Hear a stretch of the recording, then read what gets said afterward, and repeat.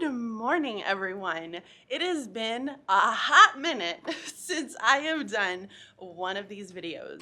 So this week I'm gonna do a little week in the life, mainly because one, it's a short week, so that already is putting me in a really good mood. We have Easter weekend, which is also kind of like our spring break here. We really only get like Thursday as a half day, which I cannot believe. We get to leave as teachers Thursday on a half day. I am so stoked. And then we'll have Friday and we'll have Monday off. So it'll be a very nice little break to just relax, not think about schoolwork, but we're not there yet. I still have 3.5 days. So I'm gonna bring you guys along with me. We're gonna show you some of the things that I have going on in the classroom. Not much has really changed, to be honest, since the beginning of the year. We keep a very tight routine here. I'm just gonna make my coffee and then I'll see you guys over at my desk. Okay, so let's chat a little bit about this week. So I have a couple of assessments that I'm gonna be giving, one in ELA, which is part of the Bridging Literacy curriculum. That's gonna happen today, and then we're gonna start a brand new unit. So this is the pre-assessment to the 4 reading skills that I'm gonna be teaching. It gives me a really good idea of what background knowledge do I need to make sure that I'm going back over so that they are successful with the standards that I'm going to be teaching. So that's going to happen this morning. I forgot to tell my kids that they were going to take one. Oops. Normally I try to give them some time to understand that they were doing it, but we took a district writing assessment at the end of the week last week, so that didn't happen. In math, we're going to be prepping and getting ready for our end of the unit assessment for multiplying and dividing fractions. So I have a unit review today, and then the kids are also going to be finishing up a little art project, which I'm going to show you in just a minute, that we've been working on in content. So that's kind of the general idea for today. Like I said, the test is starting the new unit in ELA. That's going to be kind of the whole week thing. But I only have 3.5 days, so I need to make sure that I don't try to do too much, because I tend to do a lot because I try to cram it in. And this time, I'm not gonna do that to myself. I'm gonna say, you know what? It's all right, we could do it next week. So overall, I'm gonna share little snippets here and there. This afternoon, it's gonna be kind of a weird day for me because I am working with the curriculum team to plan out a 30 days, like for the end of the year and the beginning of the year. So that means this afternoon I'm not going to be here from 12 until the end of the day. So I got to write my sub plans. Haven't written those yet. I have a really good idea. Guys, it's all up here. I have a good idea of what the kids are doing, so I'm not too stressed out. Plus, it's a really easy afternoon. They just got to finish their art project. They've got to do their unit review, turn that in, and that's pretty much it. And so I'm going to be gone doing that. Probably won't end up filming this afternoon unless I do a little bit at home, but that's kind of the game plan. So I want to show you guys, let's head over to the mailboxes and I'm going to show you what their art projects look like. In past years, I have used these as true mailboxes because we didn't have desks. My kids had tables. So in order for them to maintain their materials, they would use these mailboxes. This year, however, we're not doing that. We have desks. So one of the creative ways that I've decided to use my mailboxes is that I use it for turn-in. It's really nice because then I can glance over to see general idea who hasn't submitted something. So it makes it fairly quick and easy. Plus, it kind of allows it to be in quarantine for a little bit before anybody else touches those papers. So let me see if I can find somebody's. So what we did, we've been learning about circuits. Guys, the struggle of trying to make circuits fun when you don't have enough materials and you can't be hands-on in groups. It's so hard. So I'm trying my very best to make this interactive while we social distance, while everyone has their own materials.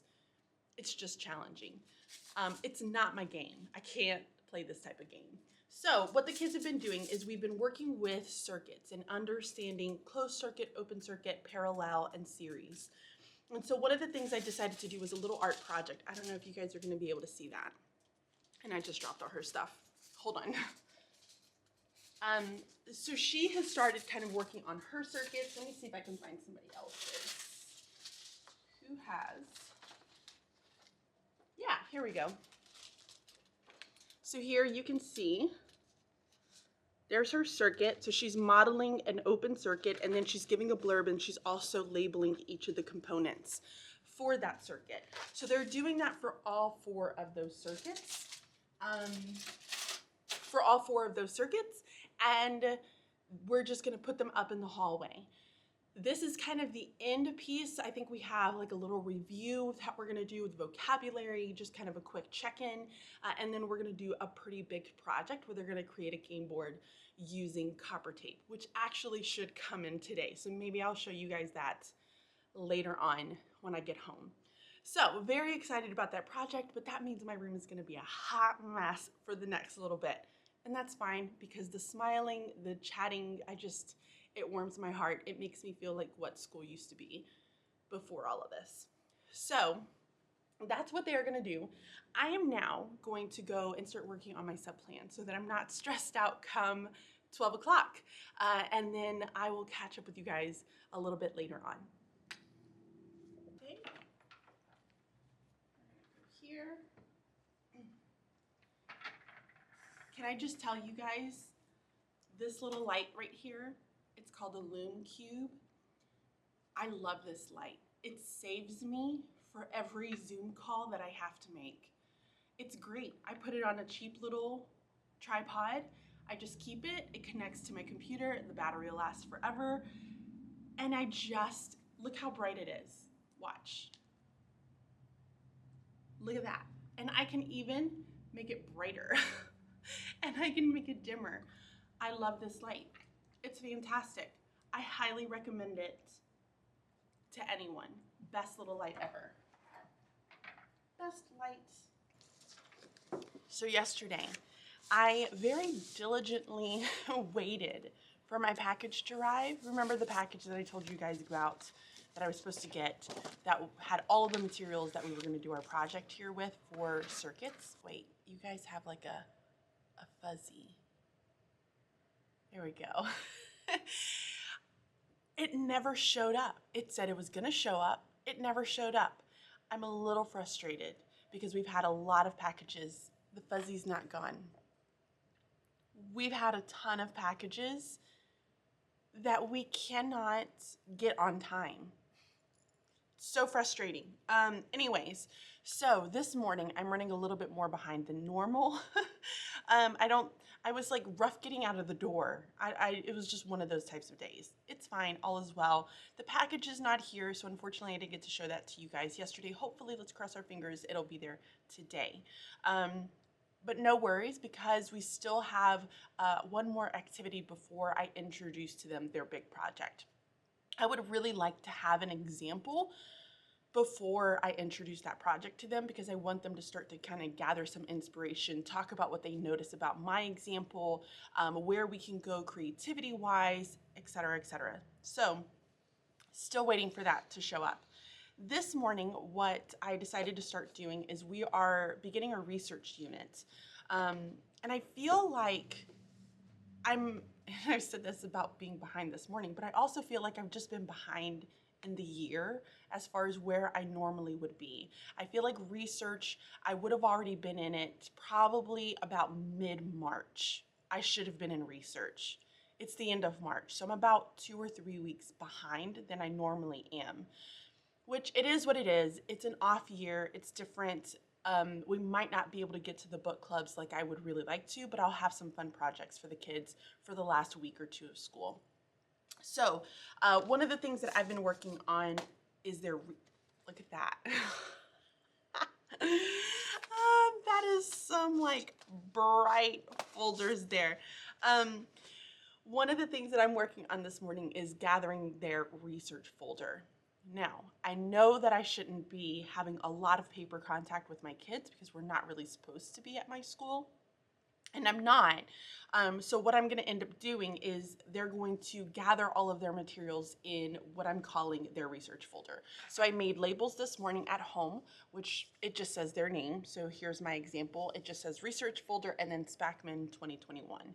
I like using a research folder because, one, it makes them feel super duper official. Two, it helps them to gather all of their materials and keep it all in one space versus them having them in different spaces. And it's a nice way for them to just be like, here, I'm turning in all my work to you, so I'm not having them trying to find everything. So we're using research folders. But I wanted to show you a couple of the things that go inside of this research folder. This is part of my Bridging Literacy plan or units. So within Unit 5, which is the research unit, I have a few things that are, it's like an all editable unit. So I have a few things in there that you're able to edit and kind of help guide you through the process of planning out your own research topic. Because let's be honest, we all have different research topics. Schools have very specific things that they like to research. So it's really hard to say, oh, here's what I'm gonna plan for your research paper. It doesn't work that way. So I kind of guide you through the process using Bridging Literacy as a model, but also giving you all of the resources that you might need for research. So one of the things that I have in there is like this little research planning page. And basically all it is a way for me to gather my thoughts and ideas on what we're going to research. So I'm in 5th grade, and I am a believer that I don't let kids completely go off the rails with choosing a topic and also picking out resources. And here's why. Hear me out. You're probably like, oh my gosh, Bridget, I can't believe you're so controlling. Kinda. Because I want to ensure that they have quality text that's going to give them all of the information that they need. So what I end up doing is I kind of have a selection of text, and I said, you need to choose for like 2 or 3 of these. And then I want you to go out and find 2 or 3 resources using the database or the websites that we've approved. And we talk about, good websites versus bad websites. So that way they're getting some practice with locating information and finding good sources, but at the same time, I can ensure that they have sources. I don't necessarily like to have everybody just choose their own topic because it becomes like a passion project. It's way too difficult to manage. It's just too much. I don't mind trying to do passion projects, just not during my literacy time. I'm very focused with it. I want them to strategically look for certain information. I want them to implement specific skills. They're gonna have plenty of time to have their own research topics when they get into middle school. So here I'm trying to scaffold it, and I'm trying to guide them through the process of what it looks like to research. They want to have something that's a passion project during their win time, I am all for it, and I will give them the materials. But during this time, when I'm taking this as an assessment, I want it to be a little bit more guided. So I plan out the books, and I already have my books. Those are going to end up coming, I think, April the 2nd. If it comes before this, like this video goes up, I will try to put a snippet in there at the end of it. Another thing that we do is I use research cards. Now my research cards are not typical research cards. So this is what my research cards look like. It's a sheet of paper. Here it says glue bibliography here. You have your box and you have your bullets. So it follows the traditional box and bullets that I like to teach when it comes to main idea and details, gathering notes. That's how I teach it. And so the bibliography parts are going to get kids used to pulling information, not like MLA or AP. We're not doing that. We keep it simple, But this would be an example of a book. So all it is author's last name, author's first name, and then the title. So we would have these like in little strips, and I typically have them pre-cut, ready to go. They're just laying on the counter. The kids will go and grab them. They'll fill out the information. They'll glue it here, and then that information that they pull from that text, it all goes here. If they have to have a second sheet, they just staple a second one to the same page here. But that way, they know and remember what information did I pull from this text. Because here's the thing, I tried to do research cards, I think my very first year when I was here. It was a mess. You had these little cards, the kids couldn't even read what's on the cards. They were trying to shove too much information. Some of them were like, I'm just gonna write a word because it's too small. So I wanted to give them enough space to write the information that they were gathering from the text, but also keep it in a way where they're able to then remember where they got it from. So I have a book version, I have internet, I have magazine because I love magazines. I have an interview, doesn't always work, but sometimes we have interviews. Have database. So those are all of the examples that I will have, and I will have these pre-copied, pre-cut, ready for them to just glue in as they're doing the research process. So this I have to make copies of today. The next thing, so these are all going to go into their folder. So as they create them, they place them in their folder. So they have all of their research in one spot.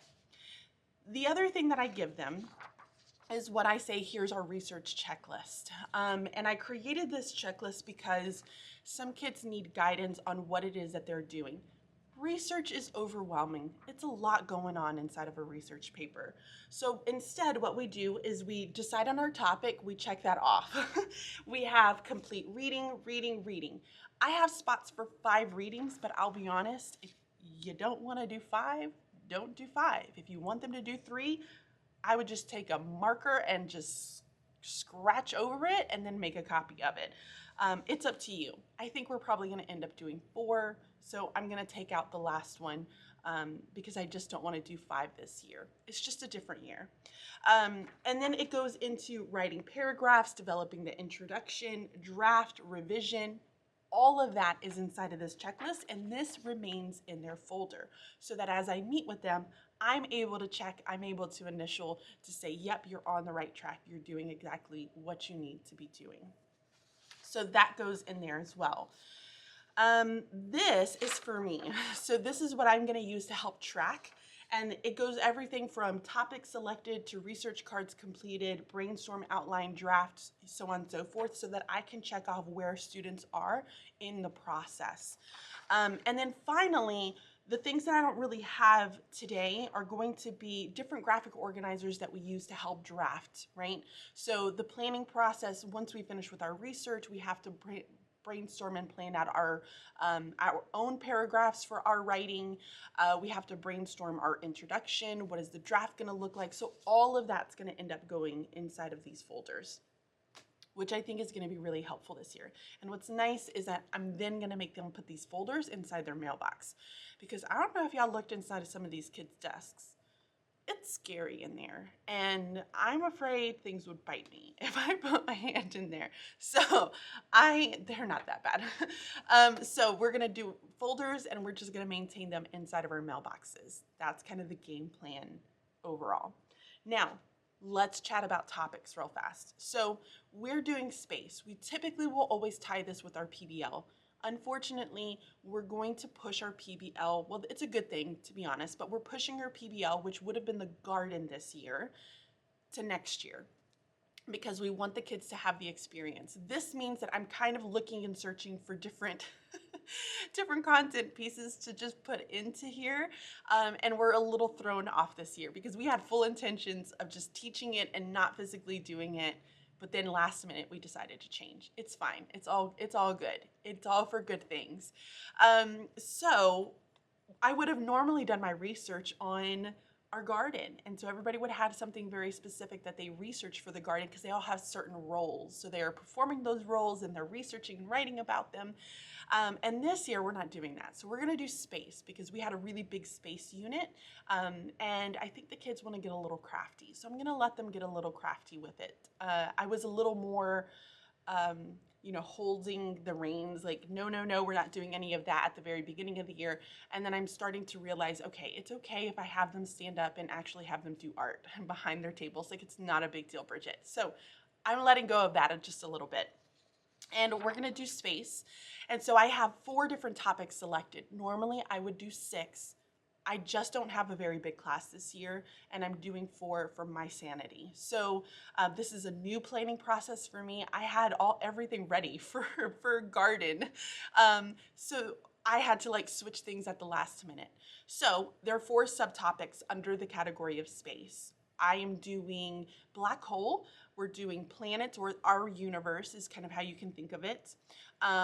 We are also doing Mars rover, And then finally, we're doing asteroids and comets. So the kids were gonna get to choose between those 4 topics. I've already ordered some new texts that are gonna be coming in. I mentioned that, I think on April the 2nd, which is Friday. And then I decided to pick a separate subtopic for my modeling. So I'm doing it on the moon. So all of my lessons that I do it on, I'm going to model using the moon. Now I do this because 1, they can't copy what I'm doing. I can use different texts and I don't have to worry about having, 2 times the texts that are happening. So I think it's all going to end up working out. I'm going to read a story today. We're going to have an interactive read aloud piece with it. And then we're going to start talking a little bit about the topics. But the kids are excited. I think they're really excited to be able to do it. I haven't told them about the art piece of it yet, to get a little crafty to present that information to their class. So I think they're really going to enjoy it, because we are going to do presentations in the afternoon with our research projects once we're finished. Okay, now my desk is a mess. You want to see? See, now my desk is a mess. And I need to get it cleaned up. I have my morning message up. So there's my computer, and I have my morning message up for the day. I just need to make sure everything else, oops, this is what I put you guys on whenever I'm recording. It's a little stool. So let's put that down. So I just need to make sure that everything else is ready to go for today. So that is it. I still have about 20 minutes before 8 o'clock. So I'm going to drink my coffee a little bit. Probably call Trent, because I normally call him around this time just to say good morning. He's usually still asleep when I leave. And then maybe start putting some books away, because it's a long time that I need to put some of these books away that I have in the corner. Okay, so I wanted to show you guys this dress. And I want to touch on something really quick. I'm kind of sad. First, I love it. Okay, it's a really flowy, just comfortable spring dress, and I am all here for like the colors. This is just my vibe. I'm a neutral girl. I don't like color. This is just how I roll. But I have to say, guys, I'm a little sad because, like, let's get a little personal here. Look at that. Do you see that? Do you see that? I have like all these marks. It looks like pin marks on this dress. It's a Target dress. I just need to make sure that I find another one before I don't see these anymore, because I'm devastated. I was so sad this morning as I'm sitting there trying to like steam it, to straighten it. I've literally worn this dress probably 3 times, and now I've already got pin marks. It's gonna be okay, but I think Target is killing it on the dresses right now. Look at that. Look how cute it is. And it's so comfy. I love it. I also wanted to show you guys this. One of my students actually brought this in for us, and she kindly donated it to the class because she said she doesn't use it anymore. But these are little snap circuits. If you haven't seen these, they're great for teaching circuits. We use it as just a model, and I think I have it upside down. No. Let me open this up here. So what's so neat about it is it has this board here. It's just like a clear board. And then you attach all of the components. So we have our voltage, which goes anywhere you want it to go, and it just snaps in place. And then these stand for the wires. So these little guys are wires, and then they'll snap here and here. And then finally, we need some form of a light, which is really difficult to do this with one hand. Let's do it this way. Okay, so I have everything snapped in place. What is this one? Apparently I don't know how to do voltage. I don't know how to do circuits. Oh, because I have the wrong thing. Dust Spackman. Okay, so I snap that. You can already see it lighting up. So it was neat because when we first started exploring with this, we had lots of different ways that we were trying to make some of these combinations. And I just kind of, I used my iPad and my camera just to be able to display it up to the big board. But it was fun. I really like these. These are really, really neat. And then Blaine ended up looking at it and playing with it for a little bit. He loved it. So it comes with all these pieces, and of course you can always extend the pack. I think there's other options that are out there, but you have different switches here. This is like a little propeller thing that will help this guy to fly. You have a buzzard. It was just a really cool thing that she brought in. So I was very excited when she did that. And the kids really enjoyed this as an example. So snap circuits. If you teach circuits in your classroom, this is a great thing to have. And I think it was only 20 bucks. So go definitely check that out. Okay, I promise now I'm gonna finally sit down and actually get some work done before these kids show up to school. So you're gonna have to excuse my dog in the background. He is eating. But I wanted to show you guys the stuff that ended up coming in today, finally, for the circuits project. So here are some of the things that I ended up getting. We're gonna have these, just the button batteries. This is what they are. Don't ask me to get into detail. 3 volts, that's all we needed. The other thing, and this is actually getting stuck. This copper wiring is gonna be for an activity that we do tomorrow, and I'm gonna show that to you in just a second. So this is not part of the bigger project. So all of those are for something else. But then we have the copper tape inside of these. So this is what the copper tape looks like. Very simple, so it'll just stick to any sort of paper, and this is how they're gonna build their circuit. And then finally, I got these very small LED lights, and they come in different colors. So you can see this one's purple, this one's orange, this one is pink. And so I got all of this stuff for about, I wanna say it was like 30 bucks. Not too horrible. It'll fit for 20 kids in my class. So tomorrow what we're gonna do is we're gonna take this battery here. They're gonna have to connect one side to the positive, one side to the negative, because then what they'll do is they'll start to kind of explore with how to do that. I'm not gonna tell them any of this information, but when they end up connecting it like this, their little light is going to go off. So let me see if I can show this to you. So here's the battery. I'm gonna take one side and hold it to the back. So I'm just gonna hold it there like that. And then I'm gonna take this other side, hold it on the front. So now you can see the 2 wires, and they're being held together and pushing them against the battery. And so what they're going to end up exploring, and some kids will start like this, they're gonna realize that that's not gonna work. So once they're able to get to this point here, they're going to touch the battery, and they're gonna be like, but wait, it doesn't, like, nothing happens. Look at that. I can touch both ends. It's not gonna happen. But when I flip it, there's the little light going off. So we're gonna explore with this a little bit. They're gonna talk about what do they have to be able to do in order to create the light, make the light turn on. And this is just gonna be a really great way to start the conversation. In a second, Walter, yes, he rings a bell, in order to make their circuit boards that we're gonna be doing for the next week. I'm gonna go let my dog out now. So I gotta tell you guys that I woke up late this morning, and that normally does not happen. Y'all, I was rushing like it was nobody's business. Typically, like, I will put on a podcast, I'll listen to something, I will like very slowly get myself going. Thank goodness that I do that, because I woke up a good, I want to say like 20 or 30 minutes later than I normally do.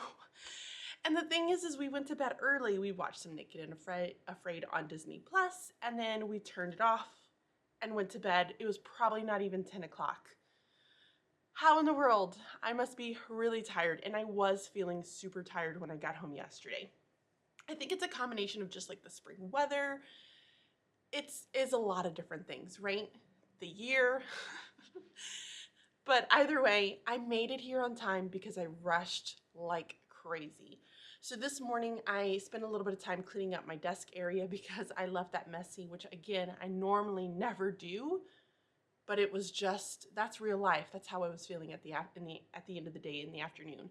Yesterday, it was like I was in a good mood, but little things were making me cranky. So I just left everything. I wasn't even wanting to deal with it.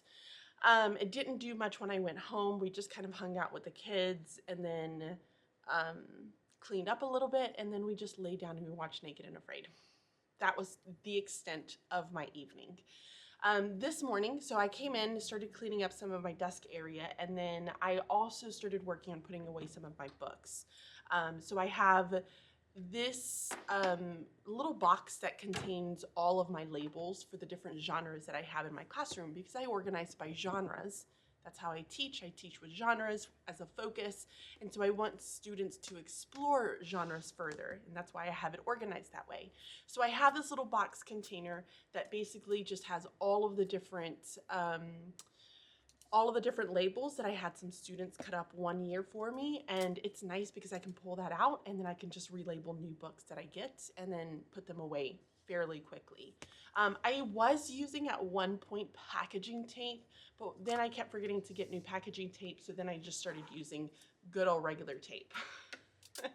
And it works great because sometimes the packaging tape on paperback books, it'll tear or like lift the actual cover image off of the book itself. So it's nice just using something that's not going to damage my books. I don't like to use like the Avery shipping labels. I don't like to use those because they really damage books and they never come off.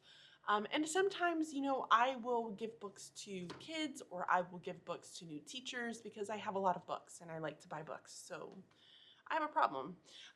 Okay. So I wanted to chat you guys through a little bit about what we're doing today, while I also take out all of these papers that I have behind me. The kids have, I already told you guys, taken a pre-assessment earlier this week. So they placed all of their assessments in here. I let it sit for a day and then I pull them out. So now I'm just going to organize all of their information here and then put it together. So, anyways, let's chat about today. Today, the kids are going to be, we're going to do an activity in reading because I just introduced my first mentor text, and we're talking about utilizing two sources in order to answer questions and problems. So I'm using an article from this National Geographic that you can get as like, it's simply free. Like you can go on and they're online articles, which are great. Some of them are interactive, which is even better. And they can read it online. I posted about it on Instagram. I actually have a link to it on Instagram from my bio. So if you guys check that out, you can see that there. Why? I need an iron. So that's what they're going to be doing in reading. In math, we're going to be playing a virtual game of Connect 4, but reviewing some of the math concepts that we had before our test tomorrow. So today is it's the last full day. So I told you guys we don't really get a spring break. We get like a Friday, Saturday, Sunday, and a Monday off. And tomorrow is a half day, even for teachers. So you best believe I'm taking my half day. And that means I'm going to do the bulk of my instruction today, and then I'm going to kind of pause it tomorrow. We might do some fun activities. We might just do like a flashlight read. The kids love a good flashlight read. But they have to take their test tomorrow. So I have quite a few kiddos who will take their time, especially when it comes to those word problems, and I want them to. So I might just find some fun activities, a breakout even, that we can do during that time. I showed you guys yesterday the materials that I got in. Today we're going to just be exploring with those materials in our content time. So I'm not doing a ton. We're not going to start our project until next week. That'll give me over the weekend to be able to create my own game board so that I can model all of that for them. So yes. That's kind of the general situation for today. I will say, guys, like, I have gotten into a really good habit of leaving at 3:45, which is why I don't record at 3:45. I used to do a lot of recording. I remember staying a lot and doing recordings. I don't do that anymore because I'm ready to get home, be with my family, and I'm trying to be better about putting my family, my kids first in certain situations. So 3:45 is my non-negotiable. I leave at that time unless I have a meeting for team leader or whatever else. So I've been leaving every day at 3:45, which feels great. Today Blaine has like a swim meet, or his last swim class before he's finished with that one. And then we're gonna be putting him into another swim class so he can learn how to swim before the summer. And I think that's really about it. So what I'm gonna do today is really just look at their work. And I'll be honest, I'm this teacher that if they don't have their math work all completed, they're not gonna get to play the game today. So they have to get their work completed. It's part of it in order to play the game. So the way that we do the virtual tic-tac-toe is that I will open up a Zoom meeting. They have a tic-tac-toe board, which just has circles. It's just basic, the most basic of basic things. Has a bunch of circles on a Google slide. And so each partner will get a Google slide. And those kids will then have a board where they're just looking at word problem or the math problems. And so if they want to be able to color in that specific circle, they're going to have to find that word problem or that problem, solve it, and then put their color down. Do I have those problems ready? Absolutely not, which is why I can't show you. I literally thought of it last night. I was like, maybe I should just do, we've done Jeopardy, and then we've also done hopscotch, where I will just take chalk to carpet. By the way, it comes up so easy. We could play hopscotch, and then I remembered that I have some boys who do not want to do hopscotch. So I figured this would be a nice way to just compromise. So I need to go and get that ready. Thankfully, I have a little bit of time to do that. Okay, I'm gonna go finish getting all my materials ready for this morning. Maybe I will chat with you a little bit before the kids show up to school. So I wanted to show you guys the Connect 4 board. It is very simple. It does not have anything fancy. So I tried to replicate just using shapes. And then we have our rows here, our columns here. So as the kids are wanting to like fill in one of these circles, they're just going to click on the circle and then use their fill tool to fill it in for that color. So each kid is going to have like a partner and they're going to have a board. And when they open it up in slides, they can see if people are on that particular board, and then they're just going to type their name here. So for the word, like for the actual problems that they're solving, it's just going to be this plain board here that I'm just going to type in all of the problems that they have. I'm using all the problems from the pre-assessments to all of the tests and assignments that we've worked on. That is what's going to end up filling up this board here.